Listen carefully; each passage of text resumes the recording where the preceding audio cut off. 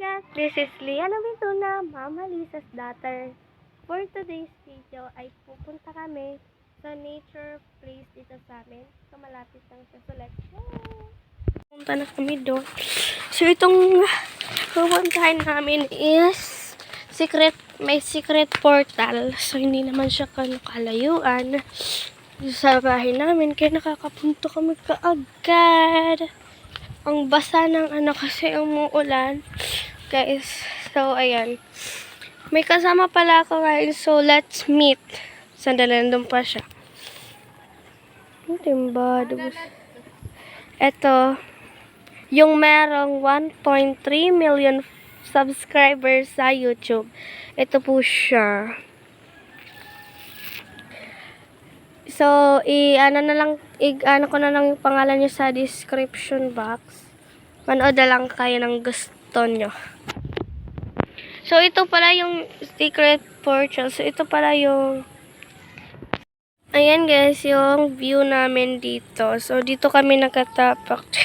Wala, bakit pa ako? Ito siya guys, kasi ito yung bahay namin. So, malapit lang talaga siya at lilipot lang kami. Napaka-amazing dito mag-picture for project. So, meron na kaming 3 pupuntahan kapag mag-project kami. Ayan o, ang ganda niya. Ang ganda niya. At may sunset pa. Ayan, doon yung sunset natin. Hindi natin makikita kasi nandun. At ito yung reflection ng itong ang tawag ng nyog. So, ayan. At habang kami nandito, meron kaming challenge sa isa't isa. Yung challenge namin ay Di Mo Kaya Challenge. So, ito pong Di Mo Kaya Challenge, icha-challenge ako ni Caitlyn na kung anong gusto niyang paanohin sa akin, paggawa doon, or umakyat ako doon, or umano. Susundin ko kung parang can't say no challenge. Oo, can't say no, hindi Di Mo Kaya challenge. Can't say no challenge. So guys, simulan na namin kasi hindi naman umaambon, kaya okay na din to. Sige, mag-start na kami. So guys, say Di Mo Kaya challenge. Say no challenge. So I have a challenge. Maglakad ka doon. Okay, maglakad lang, ganyan lang. At dito Yes. Sige. Confirm. So, guys, simulan na natin maglibot-libot ng 3 times. So, alam ko nakakapagod ko, pero okay lang. So, let's start. Dito ko na, umirap na.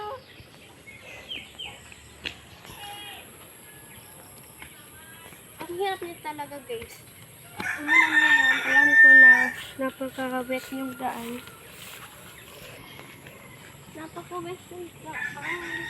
Sana walang aso na hindi magkano-kano pa.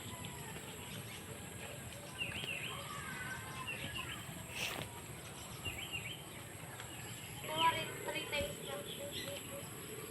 Ano na po?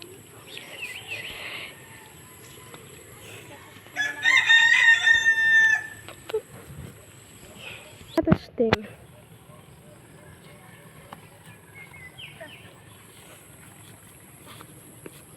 Ang hirap niya guys.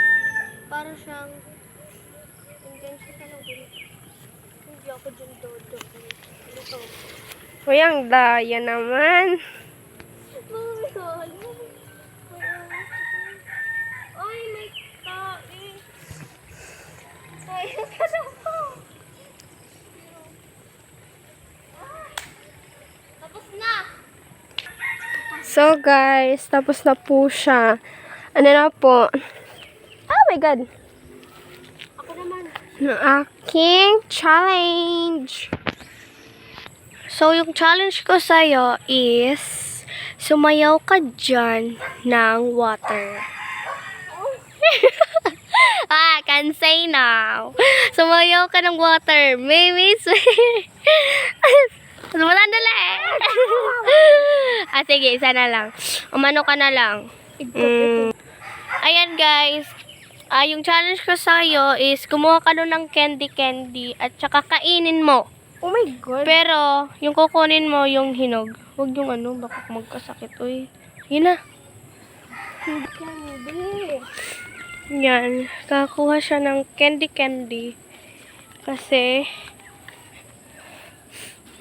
yung hinog Ito yung candy guys. Hindi ako kumakain ng candy. Paano na? Sandali guys, nahihiya siya kapag kumakain ng candy. Nahihiya siya magnguya ng ganito. Nahihiya siya guys. So, sige guys, ikakat ko at ilalaman ko na lang kung nakapag na siya. Dapat di ka nagyayap ng kanyang Ay, nakat. Guys, pasensya na po kasi nakat ko po nung kumain po siya ng candy. Is, yung kanina sinasabi kong cut is ikakat ko nung kanina doon. Yung pagkuha niya, yung sinasabi ko. Pero yung pagkain, hindi ko na siya na-videohan. Kasi yung niya doon, yung reaction parang, yung parang kumain siya ng limon. Grabe naman, B. So, yun yung challenge ko sa kanya. So, siya naman yung papa-challenge sa akin. So guys, last na pong challenge. So, last challenge is sumayaw ka ng water. Wow! Sige na. Ganun lang. Hindi ako tutulog yun akong pampo. Hoy, ang daya naman. Tama na, uy. Tama na.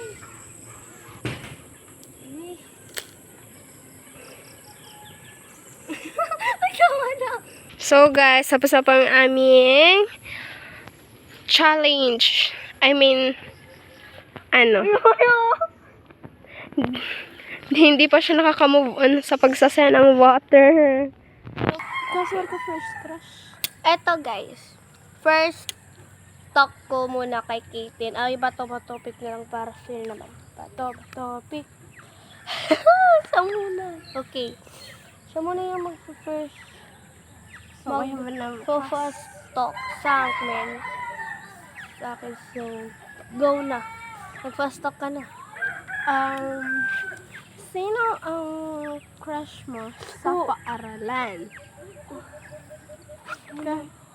Pulo. Ako, din. Wala. Wala akong crush. Wala akong crush sa paaralan. As in, wala. Sino ang true best mo? True best. Wala. Ay! Si Arian. Sino ang favorite mong guro? Si Ma'am Joy, of course. Ama. Sino ang idol mo sa rank of management? Siyempre, magkakalimutan ko naman ang aking favorite na si Hana. Ang ating Hana. Ang ating Hana. Yan yung love team na hindi ko makakalimutan. Ang pogi kayo ni Harold at ni Yana.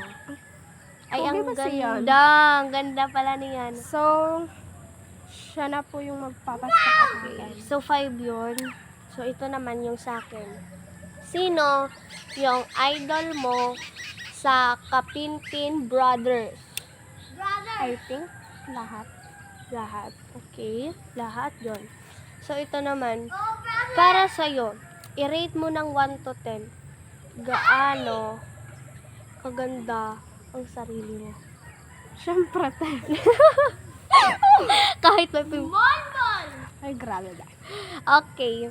So, yun yung second question ko sa kanya. At yung third question ko sa kanya, minsan ba naiinis ka kay Romeo, Renelyn, Linel, or Jillian? Minsan ba naiinis ka sa kanila? Yes. Bakit? lang. Bakit? Patanong pa ba yan? Okay, hindi na siya. So, ito.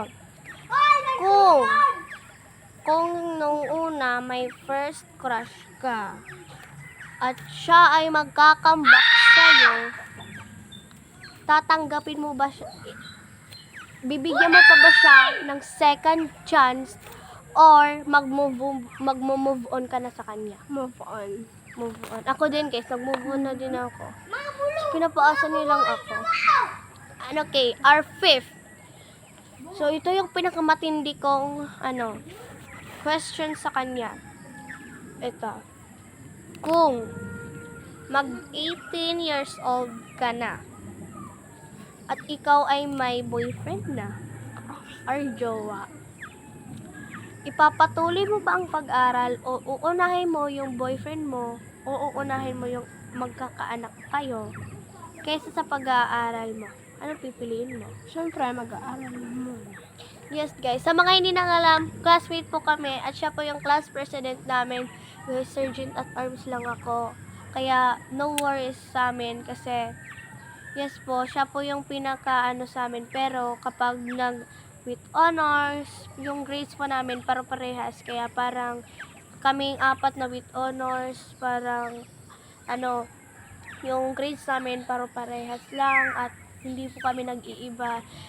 Dahil sa first quarter, second quarter, yung first quarter po namin, yung grades po namin is 91%. At ngayong second quarter ay yung amin po ay 90% of grades. Ngayon naman third quarter, baka 89 na. Char. Pero baka bumalik kami sa 90 ulit. Kaya ginagalingan talaga namin. At yung exam po namin, score ngayon ay line of 2. Kasi yung amin po pagre-review is hindi po chinikan ng mom namin. Hindi po niya chinek kung okay ba yung answers namin. Kaya yung scores namin, para lang kami nag-quiz. Kaya bahala na siya mag-plus-plus sa mga behaviors, sa mga pasaway dyan. Good luck na lang talaga sa inyo. So guys, ito po nag-e-end yung video ko po. So please like and share po sa aking mga videos. So sana maging marami po tayo. So i-announce ko lang po, yung viewers ko po is nasa 200 views na po ako. So, thank you po sa mga nanonood. At kapag ikaw yung nanonood palagi sa akin na hindi ka pa nakasubscribe, ay mag-subscribe ka na kasi may namimigay po ako ng iPhone 11. Kaya baka ikaw yung mapili ko, pwede ka rin po. So, meron din po nag-comment sa akin sa Messenger, nag-friend request na totoo po daw na ako ay namimigay ng iPhone 11 at may trabaho na daw ako. Yes, totoo po. At ako yung trabaho ko po. Oh my God! Yung trabaho ko po is... So guys, may nanalo na pala. So yung nanalo po nung una is si Francisco Villaferte. So yung nakuha po niya is 300 pesos. So, yan po yung napanalunan niya from sa akin. Kaya, sabi ko sa kanya na ipatuloy niya lang yung panonood sa akin kasi hindi lang 300 pesos yung mabibigay ko sa kanya. Mabibigay ko din sa kanya ang iPhone 11 Pro Max. So, yung akin po trabaho is content creator. Kaya, kung hindi ka pa naka-follow sa aking Facebook page, mag-follow ka na. At dito sa YouTube, mag-subscribe ka na. At sa aking TikTok, i-follow mo na din. At then, i-heart mo lahat ang videos ko kasi baka ikaw talaga yung mapili sa iPhone 15 Pro. So, ay iPhone 11. So, yan lang guys. Bye-bye!